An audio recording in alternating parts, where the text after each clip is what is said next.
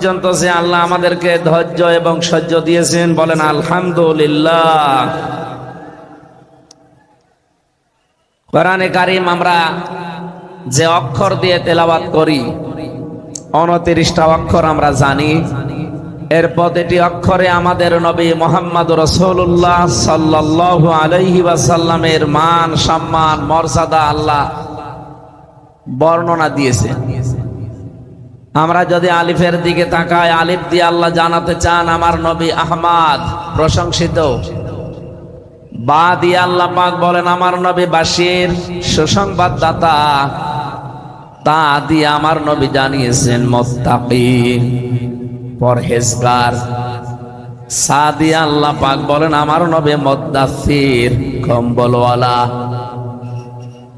জেম দিয়ে আল্লাহ পাক বলেন আমার নবী জামিল সবচাইতে সুন্দর। হা দিয়ে